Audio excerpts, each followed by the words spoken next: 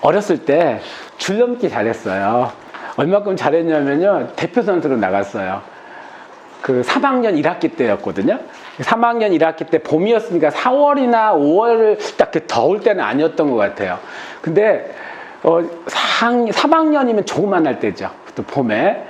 근데 운동장에 선수들이 쫙 나와 있고 그 스탠드 뺑 둘러서 수천 명의 아이들, 그때는 학생 수가 어마어마하게 많았던 것 같아요. 뺑 둘러서 이제 응원을 하는데 원을 그려놓고 그 안에서 동시에 시작해서 오랫동안 하면 이기는 거예요. 선생님이 구령대에 올라와가지고 이렇게 이야기합니다. 자, 한번 해보자. 준비, 시작! 하더라고요. 그래서 뛰기 시작했습니다.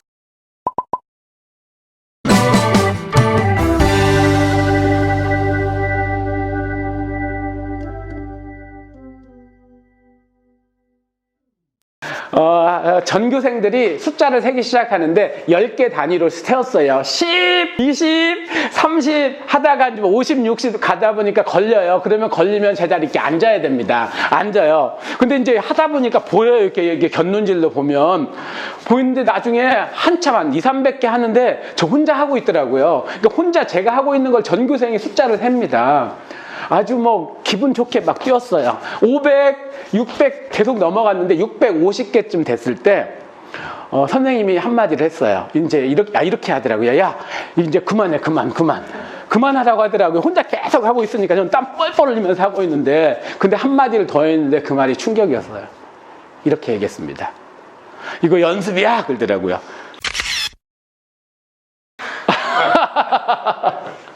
물론 구령대에 올라갔을 때 이거 연습을 한번 해보자 그 얘기를 했는지는 모르겠는데 저는 그 얘기는 안 들어요. 진짜라고 생각하고 한 거예요. 그러더니 전체 일어섰 하더라고요, 선수들. 그리고 이제 진짜로 한다. 제가요 70개 만에 걸렸어요. 그래서 쪼그려 앉았는데, 앉아가지고 고개를 숙이고 울진 않았는데 너무너무 억울했던 그 감정이 지금도 남아있는 거예요. 그거 어렸을 때 기억이 사라져야 되는 3학년 때 기억은 안 나는데 지금도 나는 이유가 억울해가지고. 근데 그때 배운 교훈이 있어요. 그 뒤로 이제 그 기억이 떠오르면서 아, 그랬구나, 이래야 되는구나 라고 제가 배운 거 뭐냐면은 실전에 잘해야 된다. 연습 때 힘 빼면 안 된다. 근데 우리 학원에 그런 애들 많잖아요. 학원에서 연습 문제 풀면 너무 잘하다가 실제로 실전에 가면 망하는 애들 많죠. 왜 그러는 거예요? 도대체? 왜 실전에 가서 망하는 걸까요? 그리고 나서 아이들이 여러 가지 말을 하는데 첫 번째 하는 말이 실수했어요. 두 번째 말이 아는데 틀렸어요. 그 다음 세 번째는 뭐 밀렸었어요, 아니면 고쳤는데 틀렸어요, 막 여러 가지 이야기를 합니다. 자, 아이들이 문제를 왜 틀릴까요? 왜 실전에 가서 약할까요? 실전에 약한 이유. 네? 실전에 약한 이유 세 가지가 있는데요. 첫 번째는 연습 부족. 근데 이게 80에서 거의 90%에 달해요. 대부분이 여기에 들어갑니다. 그러니까 공부 안 하니까 성적이 안 나오는 거예요. 이게 제일 많아요. 그런데 이제 오늘 그건 당연히 상식적으로 아는 건데 이제 두 가지 요소가 더 있거든요. 그것은 약간 소수한테서 나타나는 것들이에요. 제가 볼 때 이 두 번째는 한 10% 정도를 보고요. 세 번째가 한 5% 정도를 보거든요. 두 번째가 뭐냐면 이제 제가 언어적인 표현으로 해볼게요. 글분석 문제라고. 이제 이건 글분석 문제는 뭐냐면 약간의 편견, 선입견 이런 것들로 인해서 그 문제를 왜곡시키는 아이들의 문제입니다. 문제를 왜곡시키는 아이들. 그 뭐냐면 문제 왜곡이에요. 문제 왜곡. 그러니까 문제 왜곡 혹은 조건 왜곡, 정확하게 못 보는 문제들. 근데 이제 그러면 이제 이 문제를 어떻게 치료할 것이냐. 그러면 언어 훈련을 통해서 치료할 것이냐? 저는 이제 그 문제는 아니라고 봐요. 왜냐하면 수학에서도 나타나고 사회나 과학에서도 나타나니까. 근데 생각의 흐름을 조금 이렇게 따라가 보면 왜곡이 일어난 지점이 있거든요. 생각의 흐름. 왜곡이 일어난 그 지점을 찾아내줘야 돼요. 근데 그것이 보통은 그가 가지고 있는 경험 아니면 뭐 지식, 왜곡된 지식 같은 것들이 그렇게 만들 수도 있어요. 그래서 그 부분을 이제 교정해 주는 것이 이제 좀 한 가지다 이렇게 생각을 합니다. 근데 세 번째 이유가 금방 이제 여러분이 말씀하셨는데 이제 상위권 이상에서 나타나는 거예요. 그게 심리적인 문제거든요. 여기서 말하는 심리적 문제는 이제 심리적 문제가 반복이 되어서 트라우마가 되었을 때 어떤 충격적인 그런 상황이 계속해서 반복이 되면 자, 시험, 밀려쓰기를 한 번 했는데 한 번 했을 때는 괜찮아. 그런데 자꾸 여러 번, 두 번, 세 번 했어.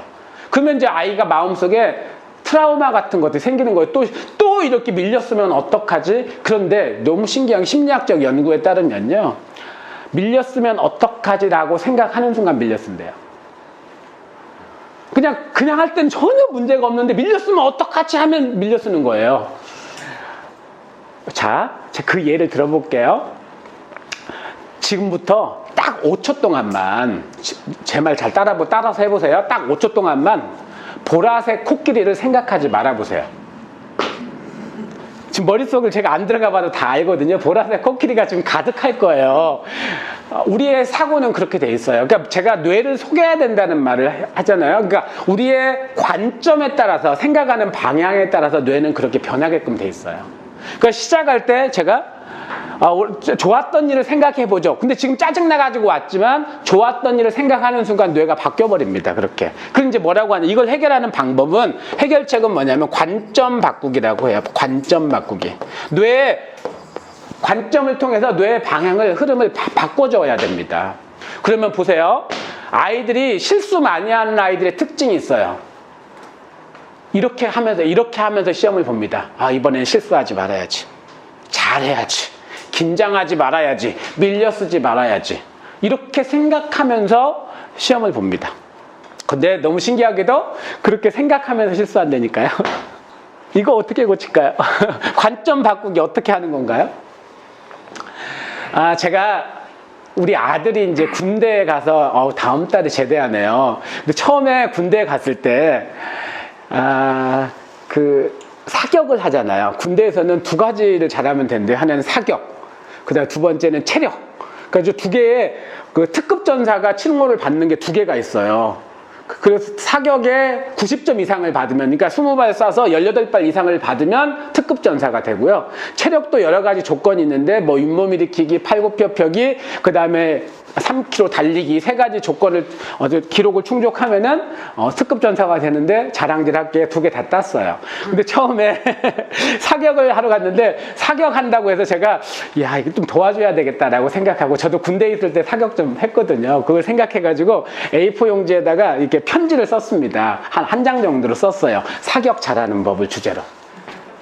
그래서 사격 잘하는 법을 주제로 썼는데, 하나는 기술적인 거였고, 두 번째는 심리적인 거였거든요. 이 기술적인 것의 핵심은 호흡이었고요. 심리적인 것의 핵심은 이 관점 바꾸기였어요. 그래서 제가 심리적인 부분만 말씀드릴게요. 심리적인 부분은 어떻게 얘기를 했냐면, 세 가지를 해라 그랬어요. 사격하는 동안. 첫 번째, 저 따라서 하세요. 나는 오늘 최고의 컨디션이야.